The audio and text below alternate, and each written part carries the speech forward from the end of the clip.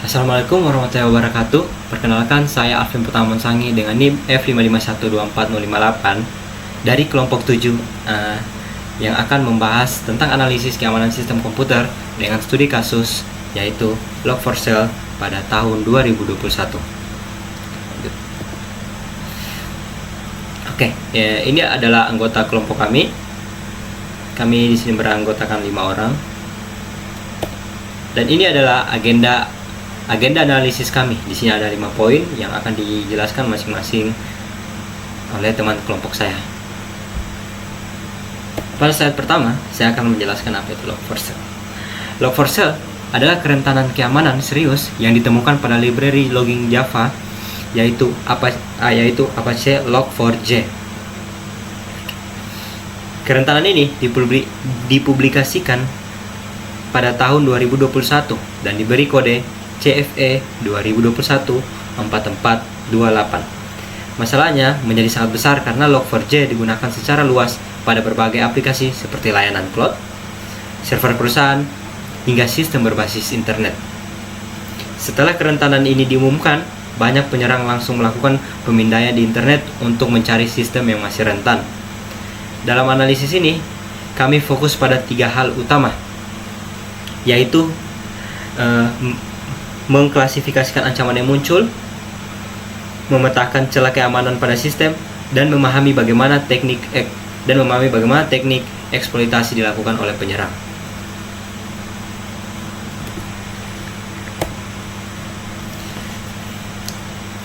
Masalahnya berasal dari fitur message lookup pada Log4j yang dapat memproses input secara dinamis dalam pesan log.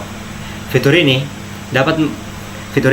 dapat memanggil mekanisme jaringan bernama JNDI atau Java Naming and Directory Interface secara otomatis. Jadi, jika ada penyerang mengirim input tertentu, sistem login dapat menafsirkannya sebagai perintah untuk melakukan koneksi ke server eksternal. Contohnya seperti string yang ada pada slide ini yang warna merah. Jadi, ketika string ini dicatat dalam log, sistem akan mencoba menghubungi server penyerang dan membuat kode berbahaya. Akibatnya, penyerang dapat menjalankan kode dari jarak jauh pada sistem korban atau yang dikenal sebagai remote code execution. Oke, kita masuk ke slide berikutnya, yaitu rantai serangan atau kill chain-nya. Jadi pertama, penyerang mengirimkan payload berbahaya ke aplikasi target melalui input seperti header HTTP atau parameter yang berupa URL. Kemudian, aplikasi web mencatat input tersebut menggunakan sistem logging Log4j. Saat log diproses, Log4j membaca ekspresi JNDI yang ada di dalam payload dan mencoba melakukan koneksi ke server LDAP milik penyerang. Server tersebut kemudian memberikan referensi ke kode berbahaya yang disimpan pada server lain. Sistem korban kemudian mengunduh dan menjalankan kode tersebut, dan jika berhasil, penyerang bisa mendapatkan akses ke sistem, mencuri data, atau memasang malware. Oke, sekian sudah bagian saya dan akan dilanjutkan oleh teman saya. Oke, baik. Assalamualaikum warahmatullahi wabarakatuh. Sebelum saya mulai, perkenalkan nama saya Fadal Fansya dengan NIM F551244059. Kita masuk ke slide selanjutnya, yaitu klasifikasi status ancaman. Pada kasus Log4Shell, ancaman keamanan yang terjadi dapat diklasifikasikan sebagai serangan dengan tingkat keparahan sangat tinggi atau critical severity. Hal ini disebabkan karena kerentanan ini memungkinkan penyerang melakukan remote code execution, yaitu menjalankan kode berbahaya dari sistem korban yang mempunyai akses langsung ke penyerang tanpa perlu akses langsung ke sistem tersebut.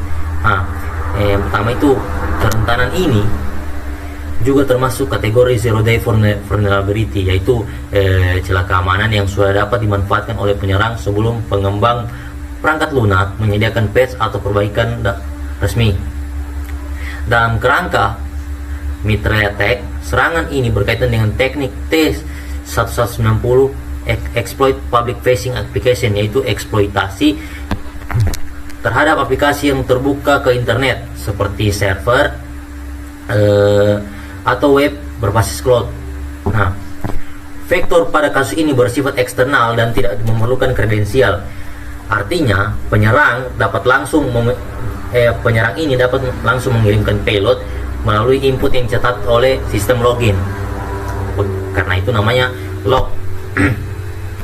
Pada tahap awal, eksploitasi sering dilakukan secara otomatis menggunakan botnet yang melakukan pemindahan massal terhadap sistem rentan di internet. Setelah berhasil masuk, attacker dapat memasang backdoor untuk mempertahankan hak akses dan melanjutkan aktivitas berbahaya secara tidak terlihat. Oke, kita lanjut. Nah, sini ada 4 sifat utama serangan Log4Shell. Log4Shell memiliki beberapa karakteristik yang dapat dikategorikan dalam sifat 4 sifat utama ancamannya. Nah, sifat pertama itu interceptive. Nah, ini kemampuan penyerang untuk melakukan penyadapan data dalam konteks melakukan penyadapan data. Dalam konteks interceptive ini, komunikasi jaringan seperti DNS dan LDAP dapat dimanfaatkan untuk mengambil informasi dari sistem korban. Nah, yang kedua itu ada manipulatif. Nah, yaitu kemampuan untuk memodifikasi sistem atau data penyerang dapat memasang web shell lalu mengubah konfigurasi server, bahkan memanipulasi file log untuk menyembunyikan jejak serangan. Terus yang ketiga ada disruptif. Nah, di mana disruptif ini sistem yang disruptif dapat digunakan sebagai bagian dari botnet untuk melakukan serangan DDoS atau menjalankan crypto miner yang memanfaatkan sumber daya server secara ilegal. Terus yang terakhir itu ada destruktif, seperti namanya dia menghancurkan, yang dimana serangan ini bertujuan merusak atau menghilangkan data. Dalam beberapa kasus, akses yang diperoleh melalui Log4Shell kemudian digunakan untuk memasang ransomware, ya seperti menginskripsi data korban lalu meminta tebusan. Next. Nah, terus ada analisis titik lemah sistem. Nah, kerentanan Log4Shell itu muncul akibat beberapa kelemahan desain pada sistem logging yang digunakan oleh library Log4j. Salah satu kelemahan utamanya itu antara pencampuran antara data log dengan instruksi eksekusi. Sistem logging seharusnya mencatat data, tetapi dalam kasus ini input yang masuk dapat diproses sebagai perintah yang dijalankan oleh sistem, jadi tidak perlu interaksi langsung oleh pengguna. Selain itu, sini fitur JNDI aktif secara default. Nah, fitur JNDI ini pada Log4j aktif secara default. JNDI atau Java Naming and Directory Interface adalah mekanisme pada Java yang digunakan untuk mencari dan mengambil sumber daya dari layanan direktori seperti LDAP, DNS atau RMI. Dalam kerentanan ini, fitur tersebut dapat dimanfaatkan penyerang untuk membuat kode berbahaya dari servernya penyerang. Nah, ada kelemahan lain itu tidak adanya validasi input pihak eksternal. Nah, tidak adanya hal ini memungkinkan payload berbahaya disisipkan attacker ke dalam parameter HTTP, header atau input yang lain yang tercatat di log. Pokoknya yang tercatat di log, input header yang tercatat di log. Selain itu, banyak aplikasi menggunakan dependensi atau pustaka transitif, yaitu library yang digunakan secara tidak langsung melalui library lain. Akibatnya, banyak pengembang tidak menyadari bahwa sistem mereka sebenarnya menggunakan Log4j yang rentan. Next. Nah, kita masuk di kategori kerentanan konseptual. Secara konseptual, kerentanan Log4Shell itu dapat dikategorikan dalam beberapa jenis kerentanan. Yang pertama itu ada injeksi melalui JNDI. Nah, ini di mana input dari pengguna diproses sebagai instruksi yang dapat memicu pemanggilan sumber daya eksternal. Nah, input pengguna tadi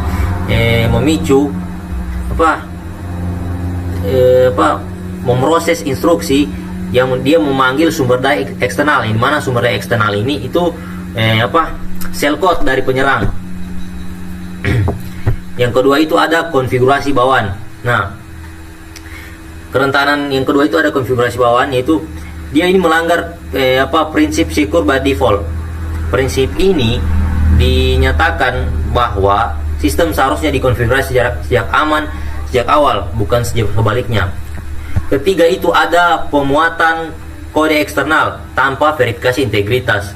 Nah, sistem dapat mengambil bytecode dari server luar dan langsung menjalankannya tanpa proses pemeriksaan keamanan yang memadai. Terus yang terakhir adalah validasi input yang buruk. Nah, di mana sistem itu gagal menyaring format input berbahaya sebelum diproses oleh aplikasi. Kombinasi dari beberapa kelemahan ini menyebabkan Log4Shell menjadi salah satu kerentanan paling berbahaya dalam sejarah keamanan software modern karena mudah dieksploitasi, sulit dideteksi, dan berdampak luas terhadap berbagai sistem yang menggunakan Java. Oke, mungkin sekian itu dari saya. Slide selanjutnya akan dilanjutkan oleh teman saya. Terima kasih. Baik, saya akan melanjutkan penjelasan dari teman saya. Jadi kita masuk ke slide luasnya permukaan serangan. Tapi sebelum lanjut menjelaskan, perkenalkan nama saya Karya Adika dengan NIM F5124074. Jadi Log4Shell ini memiliki permukaan serangan yang sangat luas. Sebelumnya permukaan serangan itu atau attack surface itu adalah semua titik dalam sistem yang dapat dimanfaatkan penyerang untuk mencoba mengeksploitasi kerentanan, yaitu untuk masuk ke dalam sistem. Hal ini terjadi karena Log4j atau library Java yang digunakan untuk logging atau pencatatan aktivitas sistem sering mencatat berbagai aktivitas dari pengguna seperti HTTP header, parameter URL, atau input dari form aplikasi.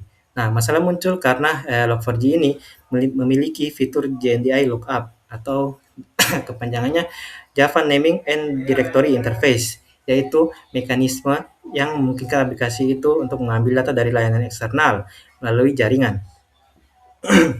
Jika penyerang ini menyisipkan pola tertentu ke dalam input yang dicatat oleh log server, jadi server ini dapat melakukan permintaan ke server milik penyerang, biasanya melalui protokol LDAP atau Lightweight Directory Access Protocol. Akibatnya, server ini dapat dipaksa untuk menjalankan kode berbahaya dari luar. Jadi, server pengguna itu bisa menjalankan kode-kode dari pengeksploitasinya itu. Nah, karena banyak input yang dicatat oleh sistem logging, hampir semua jalur input itu dapat menjadi potensi pintu masuk serangan, bahkan ketika lalu lintas itu terlihat normal. Oke, lanjut kita ke evolusi teknik penyamaran. Jadi di sini penyerang itu menggunakan teknik penyamaran atau obfuscation, yaitu untuk menghindari deteksi. Obfuscation adalah metode untuk menyamarkan kode berbahaya agar tidak mudah dikenali oleh sistem keamanan. Nah, awalnya itu payload eksploitasi Log4Shell itu biasanya terlihat jelas. Misalnya banyak simbol seperti dolar dalam kurung JNDI bla bla bla. Namun setelah pola ini mulai terdeteksi oleh sistem keamanan, penyerang itu mulai mulai menggunakan berbagai teknik untuk menyembunyikan. Contohnya adalah memecah kata kunci seperti JNDI itu menjadi beberapa bagian seperti yang sudah ada di gambar tersebut. Menggunakan encoding untuk mengubah bentuk karakter atau memanfaatkan fitur manipulasi string di Log4j. Nah, penyerang juga itu dapat menggunakan berbagai protokol jaringan seperti LDAP tadi, RMI atau Remote Method Invocation atau DNS atau Domain Name System untuk menghubungkan server korban dengan server yang mereka kendalikan. Nah, teknik-teknik ini membuat payload berbahaya terlihat seperti lalu lintas normal, sehingga lebih sulit dideteksi oleh sistem keamanan.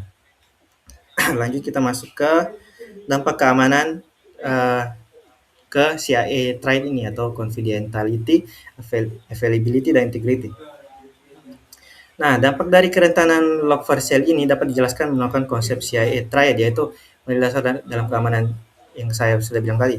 Nah, di confidentiality itu berkaitan dengan kerahasiaan data. Jika penyerang berhasil mengeksploitasi kerentanan tadi itu, mereka itu dapat mengakses data sensitif seperti kredensial pengguna atau informasi dalam database. Bisa juga itu informasi atau data-data dalam organisasi. Nah, lanjut ke integrity atau integritas yang berkaitan dengan keutuhan data. Nah, penyerang itu dapat memodifikasi data, mengubah konfigurasi sistem, atau memasang malware yang memanipulasi sistem. Nah, lanjut ke yang ketiga atau yang terakhir, yaitu availability yang berkaitan dengan ketersediaan layanan. Nah, penyerang itu dapat mengganggu sistem dengan menjalankan ransomware, yaitu malware yang mengenkripsi data dan meminta tebusan. Atau bisa juga mereka menanamkan malware yang yaitu crypto miner yang menggunakan sebenarnya server secara ilegal untuk menggunakan mining cryptocurrency. Nah, hal ini bisa terjadi karena Log4Shell itu memungkinkan remote code execution atau RCE tadi, yaitu kemampuan bagi penyerang untuk menjalankan kode dari jarak jauh pada sistem korban. Jadi ketiganya itu bisa terancam secara bersamaan. Nah, untuk penjelasan saya hanya sekian. Saya lanjutkan ke teman saya.